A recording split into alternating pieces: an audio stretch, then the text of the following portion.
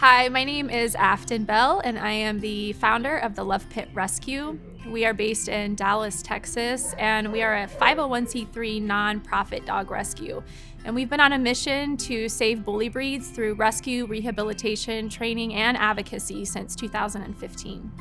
The Love Pit is a foster-based rescue, meaning the majority of our dogs are placed in foster homes. While we do have a facility, our HQ, where we do house 4 or 5 dogs, most of our dogs are in foster homes.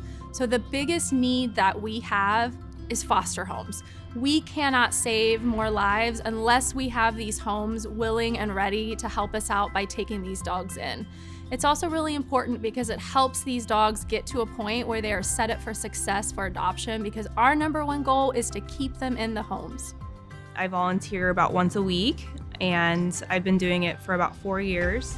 I am a kennel tech, which means I help with walking and training and caring for the dogs that are here at the Love Pit. And they come with needs of learning how to be in a crate, learning how to walk on a leash. Sometimes they have medical needs that need to be taken care of, like medications. So we work with them on kind of the goal of getting them trained where they would be successful in a home. About 2 or 3 years ago, someone turned me on to the Love Pit on social media and said, hey, you should follow them, you'd really enjoy them. And about 1.5 years ago, they were looking for volunteers. I reached out and started working as a kennel tech, and in the last year, I've just increased my responsibilities. First thing is that I think it's made me a better dog owner, because I've learned so many things about not giving dogs as many choices because they're not equipped for it. They want you to be the leader, they want you to take charge, they want you to show them what they need to do. It's no different than having a kid in a lot of ways, and it's taught me to be a lot more patient. I wish I knew when I had found my dog 9 years ago what I know now. It would have made it easier for her. I have a few roles with the Love Pit, one of them being an HQ kennel tech, another one is an HQ foster. I am a training coordinator, and I temp foster puppies as well. Temp fostering is my favorite because I have a very set timeline of how long I have the dog, and I can still say yes or say no. I chose to volunteer with the Love Pit because they specifically work with dogs that are the traditional pit bull look. Although we know that a pit bull is just kind of a term, it's not necessarily a breed. It's just like a type of a dog that people who don't know them have characterized as aggressive or difficult, but in reality, they are the sweetest, most loving, loyal dogs. The stigma that is placed on them, the breed discrimination, it all results into the hundreds and hundreds that are dying at our local shelters. And if we can break that stigma and get past the pit bull label and look at them as individuals, I think we could save so many more. People often mistake fear for aggression. I've worked with, I don't know how many dozens of dogs in the 18 months or so I've been here. I've had a couple dogs do a low growl, and usually it's out of fear when they see a new person. And within a couple minutes, I'm out here working with them and everything's good. It's never outright aggression. They're scared, and a lot of times they've been mistreated. And people always want to put the blame on the dog. And I know, taking my dog for a walk, who's a Staffordshire Terrier, all people see is pit bull. And she's probably the most gentle dog you'll ever meet. We still have people cross the street on us when they see her coming. This organization does a great job of educating the community about the true nature of these dogs and helps everyone fall in love with them.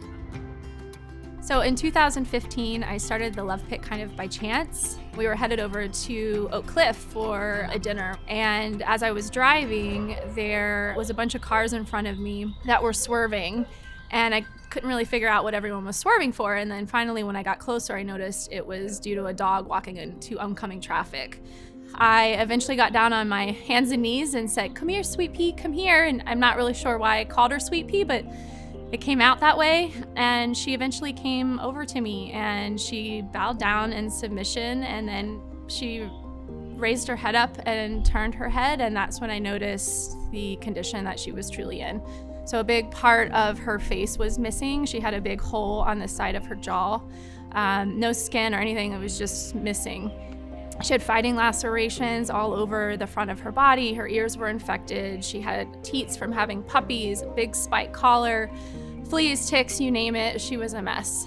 You know, she was licking my arm through, even though her mouth and her face was all injured, she was licking my arm. And at that moment, everything changed for me. Like, I couldn't believe I'm finding a dog in this condition and people are allowing this to happen, yet she's licking me. You know, she has no right to trust me.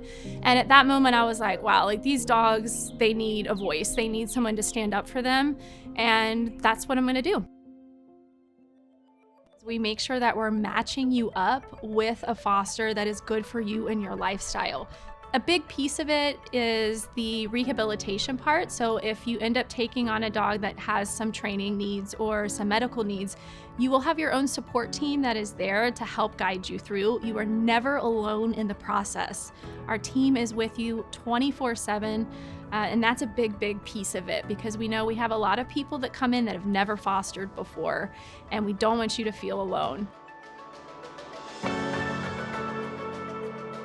If you would like to become a foster, you can go to our website at thelovepit.org and click on the foster part and fill out an application. And then a foster matchmaker will reach out to you and kind of get a good idea of what your family household is like and match you with a dog in our program or a dog that we are wanting to bring into our program. If you would like to volunteer as a kennel tech or become a volunteer in any capacity, you'll go to our website at thelovepit.org to volunteer. And then a volunteer coordinator will reach out to you and basically interview you, see what your lifestyle is like and how much time you want to commit to, and then list all the amazing opportunities to get involved. You have that camaraderie and that community of other fosters and that support system, so we help guide you through, and you're going to end up learning so much more, not only about how you train and work with dogs, but you're going to learn a lot about yourself too.